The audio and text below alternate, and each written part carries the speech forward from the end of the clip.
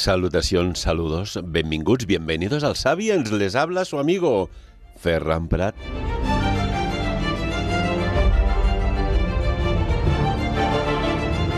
Cómo aprieta todo, ¿eh? Y no es la presión atmosférica, ¿no?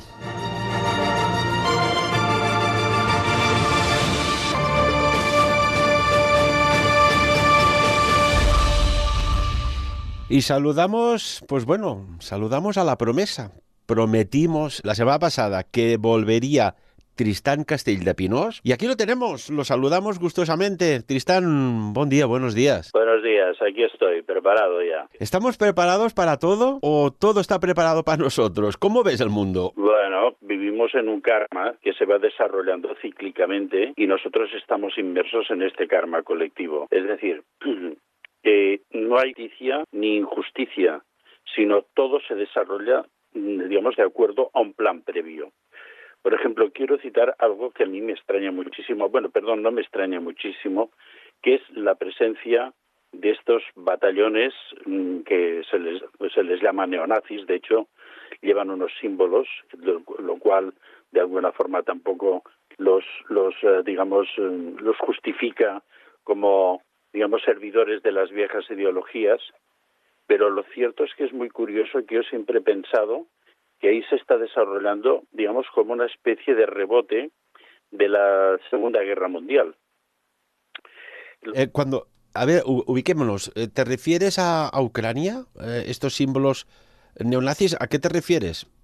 Bueno, no sé si habéis seguido un poco el desarrollo de la guerra. Yo lo sigo cada día, los partes del ejército ruso, veo un poco qué es lo que pasa, veo el poco material filmado que llega. Y entonces, pues bueno, hay lo que llaman el batallón Azov, que todos estos exhiben. Se ve que es una especie de brigadas internacionales neofascistas que exhiben los símbolos de la SS, el Sol Negro y la esvástica constantemente, lo cual me sorprende muchísimo. Pero claro, siempre he pensado que realmente una de las, cuando la Wehrmacht entra en 1941, esto nuestro amigo Felipe Botalla sabe mucho más que yo y me podrá confirmar, entra en una maniobra en forma de tenaza. Hay un brazo de la tenaza que va hacia Moscú y otro por el norte intenta ocupar Ucrania por razones absolutamente claras: petróleo, trigo, minerales y algo que para el Tercer Reich tenía una importancia, digamos, máxima, que es muy curioso que en Ucrania había un reservorio importantísimo de la raza aria. Entonces, son conocidas por su belleza las mujeres ucranianas, a las cuales saludo aquí y deseo lo mejor de lo mejor en estos momentos tan absolutamente patéticos y tristes, ¿no? Y entonces había una parte muy importante que era, de alguna forma, liberar a esa raza aria del poder, digamos, de aquel tiempo de la bota soviética, ¿no? Hay otra cosa que es muy importante. En la zona, digamos, de esta zona contigua al Mar Negro, estaba la antigua provincia de Galicia, ¿no? Muy curioso, ¿no? Que un lugar que se llame como la Galicia nuestra, o como la Galia, ¿no? El símbolo del gallo. Y que además hay un trabajo muy interesante y muy controvertido, por descontado, de Houston Stewart Chamberlain, que fue, digamos, me parece yerno de Richard Wagner, y que él escribió mucho sobre el tema del semitismo, ¿no? Y tiene un opúsculo que se llama Jesucristo no era judío, en el cual demuestra o intenta demostrar, por razones históricas de migraciones y tal, que Galilea, de alguna forma, era un lugar donde se habían instalado pueblos procedentes del Mar Negro de un origen no semítico. Pero quiero dejarlo aquí simplemente para señalar que quizás estos combates, este rebrote, ¿no?, esta cosa, que alguien está pagando un karma. No sé si son los rusos o son los ucranianos, pero se está de alguna forma reproduciendo algo que ya ocurrió. Todos los que trabajamos en el mundo digamos, de la significación de los destinos de las naciones, de los pueblos y de los seres humanos que vivimos inmersos en toda esta especie de teatro, ¿me entiendes?, de vida y muerte, pues sabemos que muchas veces hay cosas que ocurren que son simples rebotes de otros momentos muy álgidos de la historia. Y yo creo que en estos momentos nos encontramos, digamos, ya se verá un poco el desarrollo de todo esto, ¿eh? Ya. Estoy totalmente de acuerdo. Los que siempre, ya incluso, no sé, era lo que había en aquellos tiempos, ¿no? Cuando veías las películas de la Segunda Guerra Mundial, pues quieras o no, te haces mayor, porque eres chiquitín, y ves cositas y te vas informando y documentando y llegas a descubrir cosas realmente brutales, ¿no? Sobre la Segunda Guerra Mundial. Y es lo que dices tú. Fíjate, en esta zona, después hablaremos de lo que teníamos que hablar, que lo prometimos, de los exorcismos, segunda parte.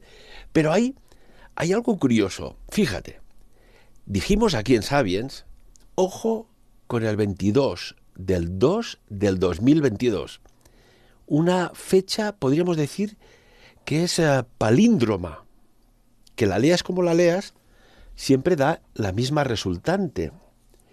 Y curiosamente, cuadraba mucho con todo lo que podía suceder, porque un 22 de un mes de agosto de 1941, los ejércitos alemanes de Hitler se lanzan en la Operación Barbarroja.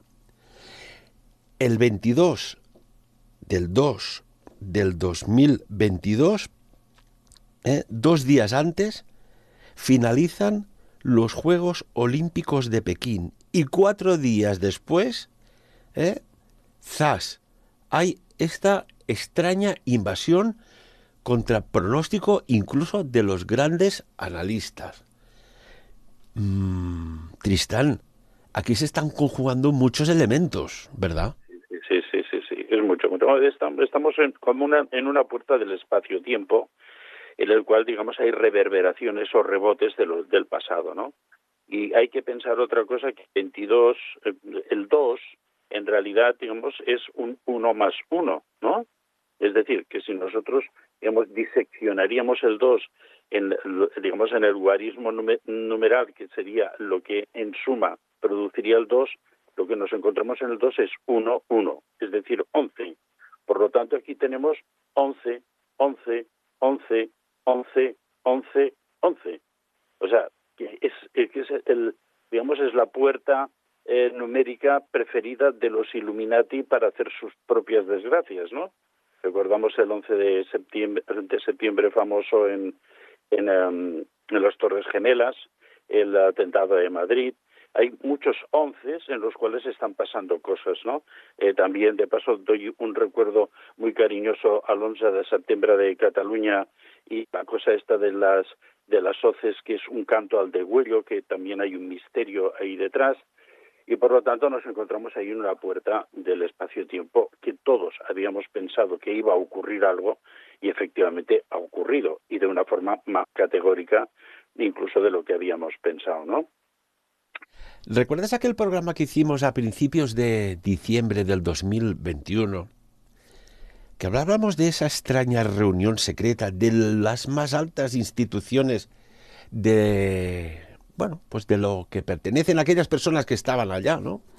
Dijimos nombres, dijimos lugar concreto, en la Antártida, que dijimos, allí se va a conjugar algo muy extraño, con una resultante que no teníamos muy clara. Quizás estamos viendo ahora un poco de luz por dónde iba, o a lo mejor es todo lo contrario, ¿no? Por este momento tan palíndromo en el cual estamos inmersos. Sí, recuerdas un poco que creo que al final del último programa que hicimos, digamos, un vuelo de pájaros sobre este tema, que hablamos de Ajenjo y que hablamos de que Chernóbil, que ahora está tomada por las fuerzas rusas, es realmente en el idioma ucraniano quiere decir Ajenjo. Y por lo tanto estamos quizás en un momento clave, en un nudo gordiano, que quizás se tendrá que cortar con la espada, ¿no? Ese nudo gordiano, como dice la historia legendaria, ¿no? Y entonces, pues claro, en estos momentos yo creo que la espada está en manos del señor Putin, ¿eh? Y también hablamos de Garabandal, de las profecías, del tercer misterio de Fátima, que ambas anuncian que la humanidad será salvada por Rusia, que ella será convertida, al cristianismo. Hay que recordar que Putin es un hombre que en su infancia, de una forma secreta, fue, bautizado o reconocido por la Iglesia Ortodoxa con gran secreto, porque en aquel tiempo, en la Unión Soviética, esto hubiera sido seguramente motivo para que enviaran a toda la familia a Siberia, ¿no? Y que entonces que hay no sé si es el mismo sacerdote ortodoxo que le bautizó o lo acogió en la Iglesia Ortodoxa en su infancia, pero que es el consejero, el gurú espiritual de Putin. Por lo tanto, nos encontramos con un hombre, que ha venido del materialismo histórico y de la revolución del proletariado y del ateísmo absoluto, pero que en él renace en Rusia, de alguna forma, una fe ortodoxa, es decir, cristiana. Y por lo tanto, ahí yo creo que hay un movimiento, un vórtex, que todavía no somos capaces de ver cómo va a parar, porque hay muchos actores y malignos, pero bueno, parece ser que, no sé si lo comentamos el último día, yo pillé en alguna parte que uno de los miembros de la familia Rothschild, que son, claro, los implicados en la mafia házara, no hay que olvidar otra cosa muy importante, que Hazaria era Ucrania. Es más, el escudo de Ucrania, o el símbolo, el logo de Ucrania hoy día, es en realidad una simplificación del escudo de los házaros, ¿no? Y entonces esto es un tema que quizás merece una explicación más extensa, pero que este señor del escudo rojo de los Rothschild dijo que en Ucrania se estaba jugando el destino del nuevo orden mundial. Por lo tanto, eso yo lo traduzco a: si Putin, mantiene su fuerza, su poder sobre la cabeza del dragón, todos los planes del nuevo orden mundial y la Agenda 2030 se van a derrumbar. En este sentido, yo necesariamente no tengo ningún tipo de simpatía personal ni por Putin ni por los rusos, por razones que algún día explicaré, pero en estos momentos creo que es una esperanza para la recuperación de los valores humanos. A ver, Rothschild dijo, ¿no? Dixit. No lo ha dicho nadie más. Los Rothschild han dicho que ahí se juega, el destino del nuevo orden mundial. Y en este sentido, puede ser que en un acto de rabia final, porque hay una desinformación absolutamente brutal, en un acto de rabia final, la OTAN o Estados Unidos hagan alguna barbaridad. Pero bueno, hay que esperar un poquitín el desarrollo del tema. Bueno, pero barbaridad es lo que estamos viendo. Tristán, se han bombardeado hace en pocas horas 4 hospitales materno-infantiles, ¿no? Esto al menos es lo que hemos visto en las imágenes. Esto es muy cruel. Sí, esto me lo dijeron ayer desde Puerto Rico, que la CNN había pasado esto. Entonces, pues bueno, me enviaron desde Puerto Rico unas imágenes, y entonces lo que yo vi, vamos a ver, lo primero que yo cuestiono es que no era un bombardeo aéreo, no era un bombardeo aéreo, porque claro, un pepino soltado desde un bombardero avanzado de los que hay ahora, es que no queda hospital, no quedan niños y no queda nada. No, lo que hay es una zanja de unos 7-8 metros de profundidad con un misil muy, muy bien teledirigido para reventar todos los cristales de fuera de la calle hacia adentro, como mínimo, e incendiarlo todo de estos hospitales. Sí, yo creo que hay que tomárselo todo con mucha calma y analizar muy profundamente. A ver, hasta donde yo sé, los rusos lo que están utilizando básicamente son helicópteros de combate modernos. Y entonces, desde un helicóptero de ese tipo, lo que se disparan son algún tipo de misil. Entonces, si el misil impacta en el edificio, lo revienta. Es decir, si alguien ha disparado un misil, digamos, en el frente del edificio, es para hacer algún tipo de advertencia, ¿eh? O sea, no hay, a mi forma de ver, no hay voluntad de destrucción.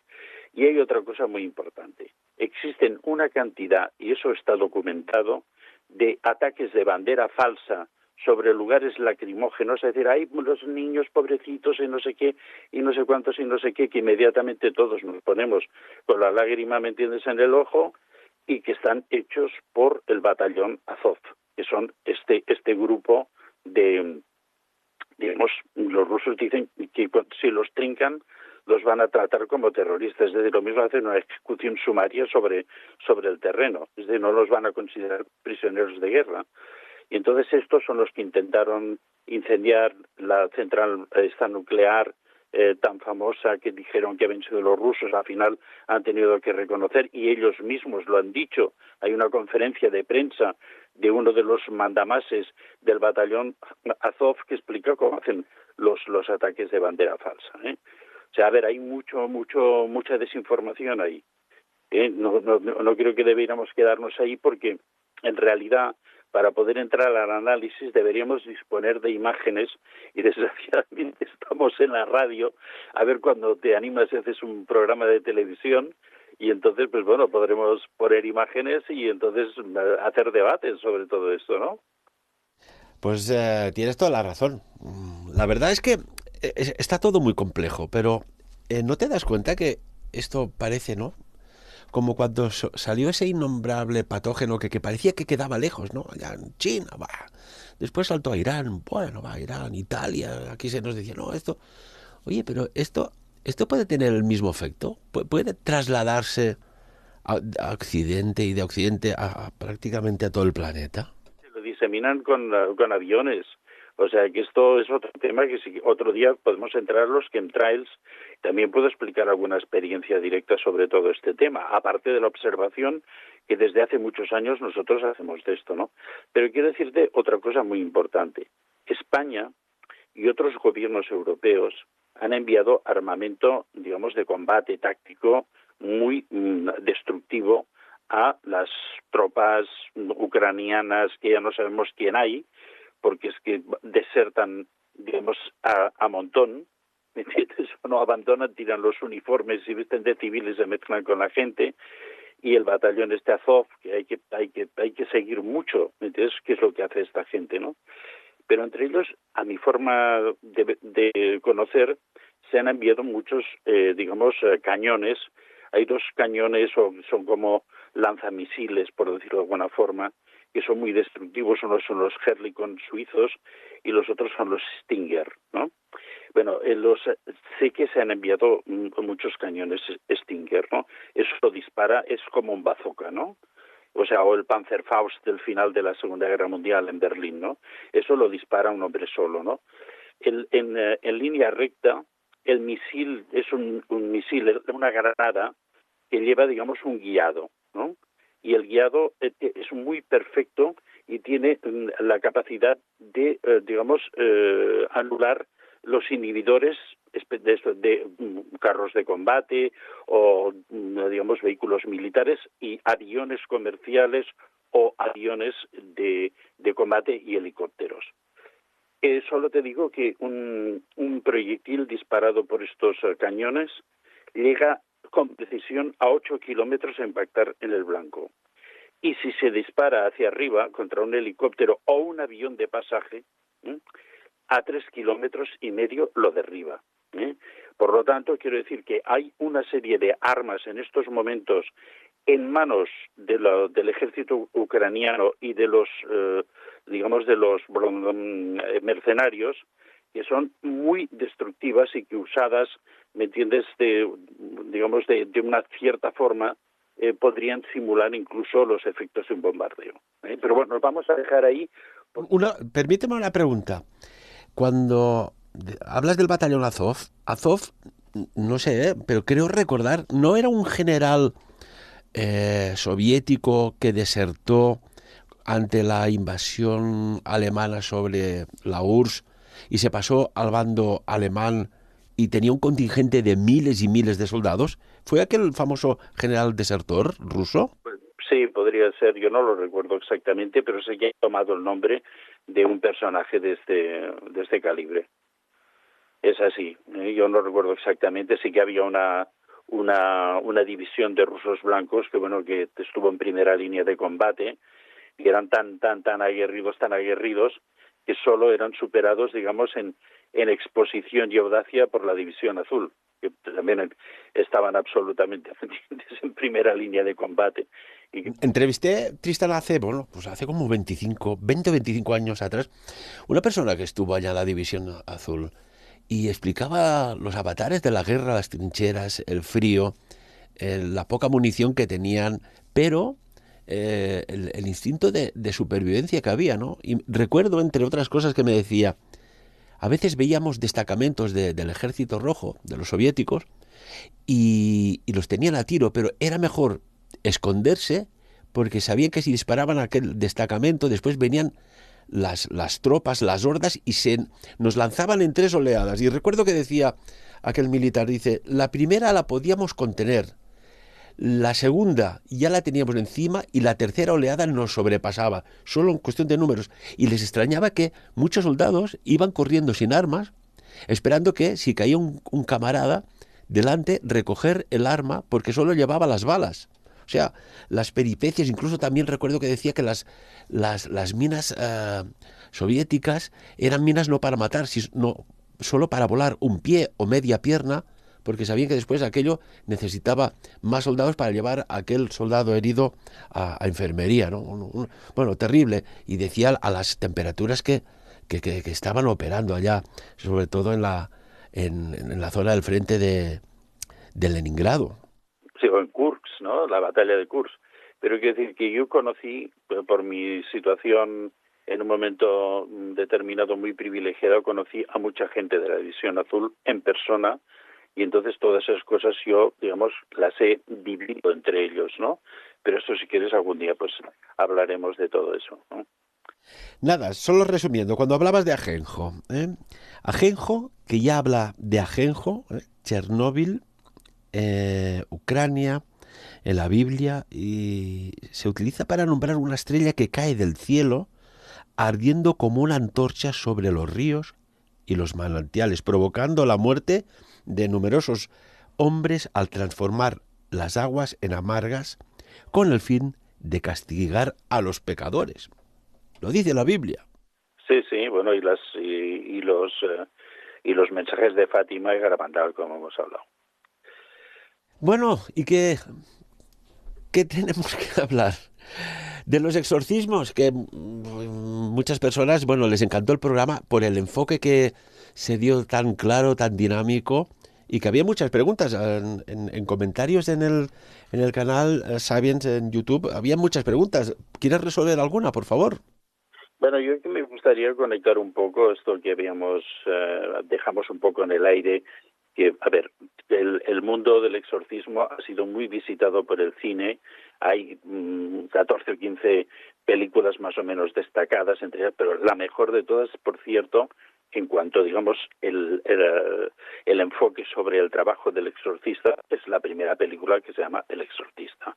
Pero yo dije que para todos aquellos que querrían conocer un poco las armas y la forma de lucha contra las entidades malignas, el mejor film, y además porque son cosas que de alguna forma yo he vivido, ¿me entiendes? Es Constantine. Y entonces hubo de algunos comentarios de la gente que nos habló mucho de que sí, que de Constantine es fantástico y que tal y que cual, y que es una verdadera, digamos, es un manual de cómo se trata, ¿me entiendes?, el mundo este de la negatividad, ¿me entiendes?, manifestada, ¿no? Pero quiero además aprovechar para, con que ha habido algunos comentarios al respecto, recomendar dos películas interesantes. Una que se llama Libérame, es prácticamente un documental sobre el padre Cataldo, que es un exorcista siciliano. Yo los dos exorcismos que he visto de esta película son bastante espeluznantes, ¿eh? O sea que yo recomiendo porque aparte no es cine, sino es un testimonio directo. Hay otra película que es ahora es difícil. Libera-me se puede ver, se puede comprar. Y yo creo que por Amazon, los que les interesa, se puede comprar, pero hay otra película muy interesante que se llama The Devil and Father Amorth, ¿no? Sobre el Gabriele Amorth, ¿no? Que es este famoso exorcista que murió en el del 2016, septiembre de 2016, ¿no? Pero sobre esta estuvo un tiempo en Netflix, pero creo que ahora no está, pero se puede ver también por internet. Hay 2 o 3 momentos de exorcismo realmente espeluznantes, ¿no? Y entonces que todo esto, digamos, ilustra un poquitín la fenomenología que comentamos de los endemoniados o poseídos o por entidades astrales o por entidades demoníacas que tienen, pues bueno, en el momento que están expresando esta fuerza, tienen, digamos, un poder físico extraordinario, sean hombres o mujeres, les cambia la voz, hablan en idiomas extraños, en yiddish, en arameo, en griego, en latín. Eso es absolutamente increíble. Y esto, pues bueno, para los que se interesen en esto, en los exorcismos, ahí lo tienen documentado. Pero al tiempo de todo esto, hay algo que me gustaría comentar, porque es un trabajo que estoy haciendo ahora, en el cual estoy investigando sobre la orden benedictina y su relación, digamos, con la parte oscura de la vida, ¿no?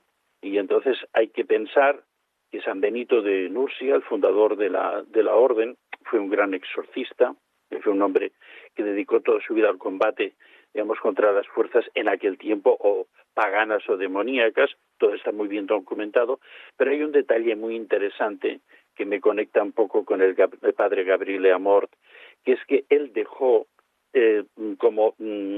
sugerido un tipo de medalla que tenía un extraordinario poder contra las entidades oscuras, ¿no?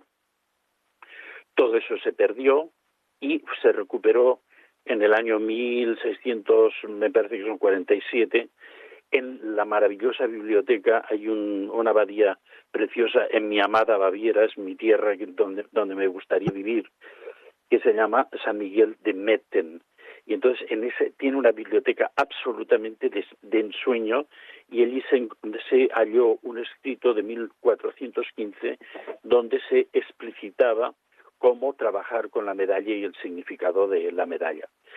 Y es algo muy curioso porque ahora tengo delante mío una fotografía del exorcista, entre los exorcistas, Gabriele Amorth, y entonces él, yo creo que se hizo hacer un crucifijo que, digamos, en la cabeza de Cristo instaló la medalla de los exorcistas, ¿no? Esa medalla porque San Benito es el patrón de los exorcistas, aparte del patrón de Europa, que no deja de dejar, digamos, un olor también a extraño ritual, digamos, demoníaco, la destrucción del monasterio de Monte Cassino, teniendo en cuenta que San Benito era en aquellos tiempos ya para los cristianos del mundo el patrón de Europa. Con lo cual ahí tenemos muchas preguntas que hacernos. Y otros exorcistas también lo que utilizan es el crucifijo, y entonces se pone la medalla esta del exorcismo, que es muy interesante, ¿no? Pero bueno, esto es un poquitín como la ilustración de lo que hablamos el otro día, ¿no? Claro, como experiencias personales, y teniendo en cuenta que nos ha pasado mucho tiempo, pues bueno, nosotros, tanto mi esposa como yo, que te repito que la búsqueda del Grial a veces pasa por caminos un poco tortuosos, hemos sido espectadores de ceremonias de umbanda, de candomblé, ceremonias de tambores, metidas en la santería cubana. Hemos visitado bocores, hemos visto la cara oscura de todo esto, ¿no? Y es absolutamente espeluznante. Es decir, yo no sé si hay gente que cree en esto o que piensa que son solo imaginaciones, pero yo lo que quiero decir es que los que de alguna forma lo hemos visto, podemos certificar que hay algo maligno que se manifiesta, ¿no? Esto es lo que hay, ¿no? Que a veces no hace falta que que cruce los espacios interdimensionales, que están dentro de cuerpos de lo que podríamos decir personas. No hace falta ir a ver, con tecnología para captar sensores de movimiento, cámaras infrarrojas, cámaras Kirlian, sino no. Oiga, que a veces está ahí delante y su comportamiento, sus características, su algo, ya dices, ahí hay algo que no debería estar. Yo lo que quería, con que ya sabéis que yo siempre intento centrar las cosas digamos, en mis experiencias personales, como por ejemplo la visión azul, que tengo muchas experiencias personales con eso, ¿no? Y entonces hay algo muy importante que sale un poco del contexto, digamos, católico, tanto en Europa como en Sudamérica. En Argentina hay exorcistas extraordinarios, en México hay exorcistas extraordinarios, sino que una de las experiencias más duras que hemos vivido fue en Filipinas, ¿no? Y en Filipinas todo esto que os voy a explicar se superpone con, digamos, un viaje que hicimos para conocer en profundidad, digamos, qué es lo que hacían los médicos filipinos que operan con las manos, ¿no? Y entonces pues nos fuimos allí, ¿no? Y bueno, tuvimos una cantidad de experiencias extraordinarias y quizás podemos comentar también, porque claro, hay muchísima, digamos, desinformación sobre el tema. Que si todo es mentira, que si hipnotizan al paciente, que si los daños que extraen, que es absolutamente brutal, son vísceras de animales, de no sé qué, no sé cuántos, no sé qué, yo puedo certificar absolutamente que no diré que todos los sanadores filipinos sean hombres extraordinarios, ¿no? Porque para eso hay que saber entrar en otra dimensión del tiempo, ¿no? Pero que yo he visto, lo que yo y mi esposa hemos visto allí. Cuéntanos detalles, nos quedan 15 minutos y queremos saber al menos uno de lo que visteis y presenciasteis en primera persona. Tristán, cuéntanos. Después de estar 15 días viendo operaciones y sacar tumores y cosas absolutamente extraordinarias. Pero una cosa, ¿cómo puede sacar un desboque celular, un tumor con las manos o con una herramienta X sin haber abertura o corte de la piel para llegar una incisión hasta al punto problemático? Sí, sí. Matrices, páncreas, sacar tumores, pulmones, garganta, dientes infectados. O sea, el testimonio que nosotros podemos dar es de un vano, o sea, no somos médicos, ¿eh? Y entonces, claro, quiero decirte, pero lo que yo he visto es tan brutal, me dices que claro, yo soy un testimonio y entonces quiero darlo, ¿no? En este sentido, ¿eh? Y entonces, bueno, muy brevemente, porque quiero explicaros algo sobre los exorcistas filipinos, que es absolutamente brutal, ¿eh? Después de tener muchísimas experiencias, de estar en operaciones hechas con las manos, en las cuales yo me tenía que subir en una silla de plástico y arremangarme los pantalones que llevaba, porque si no me manchaban de sangre los pantalones, ¿me entiendes? Bueno, imagínate lo que estaba pasando allí, ¿no? Pero, ¿cómo lo hacían? O sea, explícanos al detalle. Pues nada, hay una persona que entra allí, entonces no hace falta ni que se desnude. Muchas veces el curador o el cirujano astral no necesita ni preguntar dónde está el daño, sus manos van donde está el daño. Entonces yo, las veces que me lo han hecho a mí, o sea, me hacían una señal de la cruz en el sitio e inmediatamente metían la mano dentro. Notabas como un empujón y ¡plup! Y de pronto la mano estaba dentro tuyo y al cabo de un rato sacaban una cosa repugnante de ahí, ¿me entiendes? Y lo tiraban nada en un cubo de plástico que tenían al lado, ninguna, ¿me entiendes? Ninguna virguería más, ¿me entiendes? No, y entonces te pasaban la mano otra vez y cerraban la herida, ¿eh? Pero bueno, fuimos a... Había uno que por lo que yo sé, ¿me entiendes? Han visitado políticos y reyes, entre ellos dicen nuestro rey emérito, ¿eh? Yo no lo vi por allí, pero lo dicen. Y entonces esto estaba al norte de la isla de Luzón y organizamos a ir ahí a ver si lo encontrábamos. Pues fue un viaje un poco metidos a la suerte o a la muerte, porque no teníamos ni el teléfono ni nada, ni sabíamos dónde estaba. Solo sabíamos que estaba en una ciudad del norte de Filipinas, se llama Baguio, ¿no? Y bueno, llegamos allí, tuvimos la suerte de que estuviera este hombre, y entonces llevábamos con nosotros a una chica que tenía un cáncer muy avanzado y que había venido a Filipinas a sufrir diversas operaciones, ¿no? Pero se ve que realmente era un personaje que ya estaba en el desahucio más absoluto, ¿no? Y yo, pues entonces, en aquel tiempo, pues hice muchas fotografías de todo esto. Se publicaron en Año Cero, en algunas revistas del Más Allá, en algunos dominicales también publiqué este reportaje. Y entonces yo hacía fotos, ¿no? Y entonces había visto muchas cosas y después yo había pasado también por las operaciones y mi esposa también había pasado por las operaciones y uno al otro nos veíamos qué es lo que nos hacían, ¿no? Y entonces, bueno, llegamos allí, encontramos a este señor que se llama Jun Labo y entonces, bueno, le pedimos si podía de alguna forma atendernos, que llevamos a una persona con un cáncer muy avanzado y era una chica relativamente joven argentina. Y entonces dijo que sí, que encantado y qué tal, ¿no? Y entonces le pregunté si podía hacer fotografías, me dijo que sí, que hiciera todas las que quisiera, ¿no? Entonces él tenía 2 ayudantes, se extendieron a la chica, le levantaron el shirt que llevaba y entonces él con una sábana, y los 2 ayudantes pusieron una sábana pequeña delante del cuerpo de la chica y él a través de la sábana vio dónde estaba el daño. Entonces yo estaba haciendo fotografías, ¿no? Estaba prácticamente encima de ellos. Abrió a la chica y entonces introdujo las manos y entonces empezó a salir sangre abundantemente y extrajo un tumor que solo te digo que yo estaba mirándolo a través del objetivo de la cámara y había visto muchísimas barbaridades y el tumor inmenso que le sacó del cuerpo a aquella chica, yo tuve que soltar la cámara y salir afuera a vomitar. ¿Me entiendes? Son del efecto que hice. Y todavía sí pude hacer 2 o 3 fotos con la cámara antes de salir corriendo a vomitar, ¿no? Entonces, quiero decir, el tema es realmente muy importante, porque todos los que de alguna forma hemos trabajado en el mundo de la moderación de las entidades astrales, de la sanación, pues bueno, tenemos todos algunas experiencias al respecto. Pero para mí esto es lo que lo supera a todo.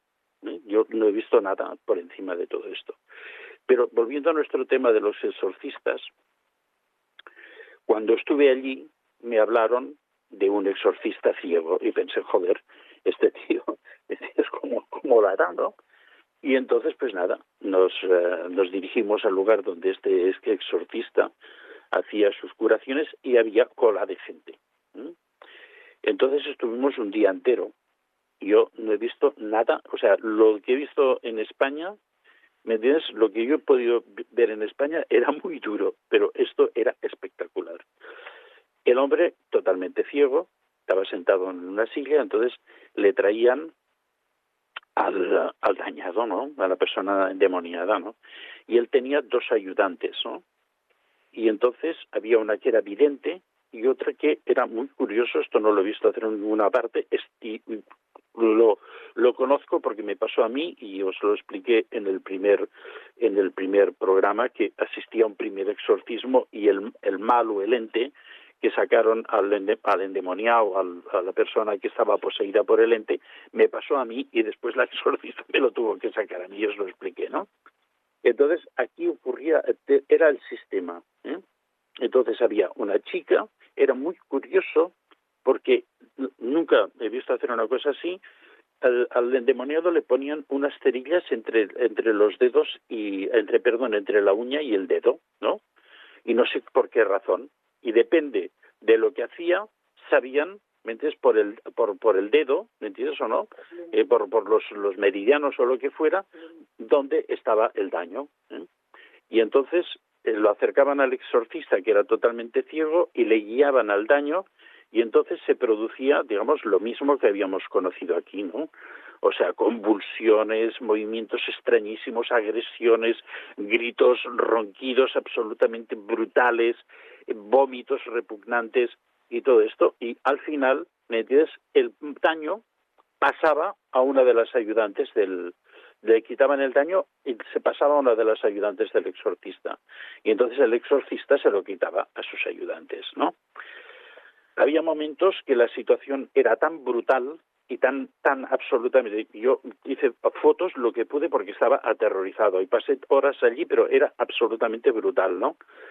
Que se cogía al endemoniado y cuando estaba tan absolutamente metido, fuera de sí, tan agresivo, las chicas, que debían tener también alguna fuerza especial, le daban puñetazos en todo el cuerpo, especialmente en el centro del pecho, en el plexo solar y algunas veces en la cara. Yo pensé, joder, a este tío me lo van a destrozar. Pero cuando sacaban el demonio, si había habido algún moratón o se había producido algún daño, el daño desaparecía. Yo era lo más espectacular que he visto. Y esto fue a lo largo de esta experiencia que tuvimos en Filipinas con los médicos o con los sanadores. Bueno, yo los llamo médicos porque médico es aquel que resuelve una enfermedad, ¿no? Y entonces, pues bueno, nosotros en este sentido somos, por una parte, el testimonio de un exorcismo. Bueno, también hay que pensar otra cosa muy importante, que la presencia de los españoles en Filipinas dejó también un cierto rastro de fe católica que todavía se manifiesta porque hay talladores de madera que hacen unas esculturas maravillosas de santos. Nosotros compramos allí un niño Jesús de Praga, pero que es una delicia, ¿eh? O sea, hay una tradición católica que lo mismo se ha mezclado con la tradición, digamos, puramente tribal, de los pueblos filipinos, y entonces pues esto es lo que da al exorcismo,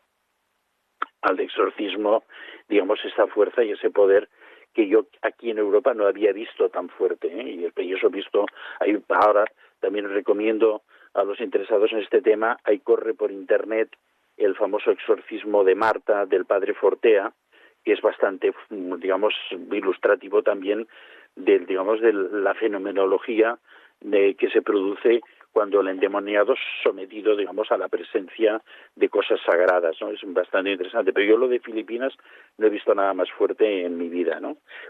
Una cuestión, Tristán. ¿Qué recomendarías para una persona que, bueno, pues está bien y de golpe y porrazo empieza a cambiar algo? La actitud, sus pensamientos, que hay algo extraño, ¿no? Que se puede hacer lo que diremos ahora, un autotest, de decir, oiga, aquí se me ha entrado alguien, un ocupa, del bajo astral, y esto hay que quitarlo. ¿Cómo o qué recomendarías por tus años de investigación sobre este campo? Es decir, ojo, es como cuando tienes fiebre. Oye, si hay fiebre es que hay infección en un sitio u otro. Consejos. Hay varias cosas aquí, ¿no? Bueno, primero que en Internet se puede comprar la medalla de San Benito y esperar que tenga algún tipo de efecto, ¿no? Nos quedan 4 minutitos ahora que veo el timing. Sí, ir a iglesias poderosas, ¿no? Lugares poderosos. A ver, las iglesias están todas construidas sobre lugares que tienen pulsos electromagnéticos muy correctores. El agua bendita realmente es uno de los elementos en los cuales, digamos, la persona que está de alguna forma ocupada por un ente astral poderoso o por algún ente demoníaco, si mete el agua en el agua bendita es como si la pusieran ácido sulfúrico, ¿eh? Es decir, ojo, que hay muchas manifestaciones de paranoias y esquizofrenias que tú ya sabes que yo siempre he considerado que detrás hay otra cosa, pero quiero decir que para llegar al momento del exorcismo hay que descartarlo todo. Hay exorcistas en la diócesis de Barcelona, hay exorcistas en la diócesis de Gerona, que yo sepa, o sea, activos en este momento. Yo no sé si en la Seu d'Urgell o en Andorra tenéis, en la Seu d'Urgell no sé si el obispado, ¿me entiendes?, tendría algún exorcista que trabaje, debería tenerlo, ¿no? Porque tal como está el mundo, porque claro, estamos en un mundo en el que los niños en la escuela juegan con la Ouija, ¿sabes? Mira que desde que entré al mundo de la comunicación, incluso antes de palabra, lo he dicho. Ojo con la Ouija, porque esto lo pagas, y lo pagas muy caro, tú y tu entorno. No te metas donde no te llaman. Sí, te lo dice alguien que tiene todas bastantes experiencias. Esto no meterse, ¿no? No meterse porque después sacar esos bichos cuesta muchísimo, ¿eh? Y te puedo decir que todas estas experiencias que tuvimos digamos, con las magias mesoamericanas y todo esto, a ver, después costó mucho sacar. Nunca se puede decir mejor, la palabra es la única que se puede decir, la mierda encima, ¿eh? Cuesta muchísimo, ¿eh? Baños de agua con sal de mar muy espesa, que ya lo recomendamos la otra vez, también ayuda mucho a disolver sobre todo los bajos astrales, pero quiero decir que hay un momento en que si esto hay cosas muy divertidas hasta cierto momento, hasta cierto punto, que el propio padre Fortea en un momento determinado resulta que una sacerdotisa de una orden satánica le pide un exorcismo y él le dice, bueno, pero tú que estás en una orden satánica, que te quieres salir, dice, no, es que tengo un demonio que me intenta tirar siempre por las ventanas y balcones y no sé cómo sacármelo de encima. ¿Me entiendes? Es decir, aquí hay mucha fuerza descontrolada.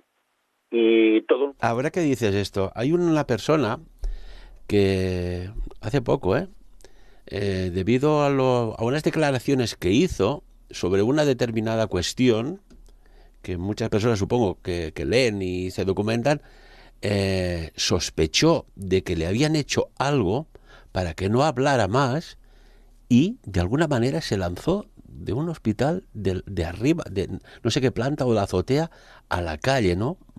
Algo muy extraño. No, que es que hay mucha magia negra, hay mucha magia negra muy potente y después también hay que pensar que, bueno, con la magia negra se dice por algo, ¿no? Que los pueblos africanos, que ahora tenemos una invasión absolutamente descontrolada de pueblos africanos, toda la gente que viene no son pobre gente, sino que entre medio habrá alguna cosa que no estará, digamos, muy controlada, ¿no? Por decirlo de alguna forma, ¿no? Y entonces, bueno, y después la gran invasión de población sudamericana que tenemos, pues claro, han venido, solo hace falta pues ir a internet a buscar, metidos o no, amarres de amor y cosas de este tipo para que te salga, pues ahí la corte, no la celestial, sino la diabólica entera, ¿no? Ojo con pedir amor de formas no convencionales, ¿verdad? Tristán, nos tenemos que ir, nos hemos pasado ya unos cuantos espacios de tiempo. Tristán, casi que te emplazo a hacer una tercera parte, como son las cosas, de algo que es tan interesante. Sí, solo quiero decir algo interesante, muy cortito, ¿no? El padre Gabriele Amort, que yo no he podido conocer por ningún medio si realmente era un nombre que se puso a sí mismo, pero fijaros que él se llama Amort, es decir, sin muerte. Vivió hasta los 91 años, dicen que hizo más de 70.000 exorcismos, ¿no? Es verdad, sí. ¿Qué fuerza debía haber detrás de ese nombre? Fíjate, es tan curioso, ¿no? El conocimiento, el saber es muy importante para que en determinadas circunstancias de la vida puedas utilizar estos recursos. Hay algo que muchas personas se preguntan, oye, están pasando tantas cosas y parece que la sociedad, en general, no todo el mundo, está como aletargada, dormida, hipnotizada. ¿Podría haber alguna correlación? Sí. La puesta en marcha de los programas del CERN en Suiza, y están por digamos, intraterreno, partes de Francia y creo que de Suiza, esto han abierto una puerta a las entidades oscuras. O sea que ahí hay que ir con mucho cuidado, porque todo esto, esas miles y miles y miles de euros o de lo que sea, que se ha puesto para hacer esta instalación, digamos, es el centro de culto de la mafia házara. Esto es, por decirlo de alguna forma, en estos momentos hay como un tubo de entidades negativas que entran a través de todo eso. Eso es una gigantesca puerta del espacio-tiempo que está controlada por esta gentuza. Me sabe muy mal que en la puerta del CERN haya una escultura de Shiva, que es muy mal utilizada. Nos tenemos que ir. Lo iba a decir para acabar el programa, que solo las personas miren qué tipo de escultura hay allá, qué forma tiene y a qué le recuerda. Sí, otro día hablamos de Shiva, porque yo tengo uno muy grande en casa, ¿sabes? Y es de lo más positivo que me ha pasado en la vida. O sea, que me sabe muy mal que esta gentuza tenga esto allí, ¿no? Nada está en ningún lugar porque sí, creo yo. Tristán Castell de Pinós, como siempre, muchas gracias por compartir tus amplios conocimientos vividos en primera persona aquí en Sapiens. Bueno, pues un abrazo a todo el mundo, aunque sea metafísico, pero que llegue de verdad y que llegue la energía positiva, limpiadora de la luz a todas las personas. Y después otra cosa, en este mundo, para esta guerra, por favor, rezar, oración, a quien queráis, pero hacerlo. Que curiosamente es lo que menos se pregona desde las más altas instancias. Ahí lo dejamos. Como siempre, amigos, de lo dicho aquí, por encima de todo, que cada uno saque sus propias conclusiones. Sapiens. Dirigit i presentat per Ferran Prat. Saludos y bienvenidos a Sapiens. Os animo que os suscribáis al canal, que nos deis un like y nos ayudéis a seguir informándoos a través de un donativo. Muchísimas gracias de corazón y bendiciones.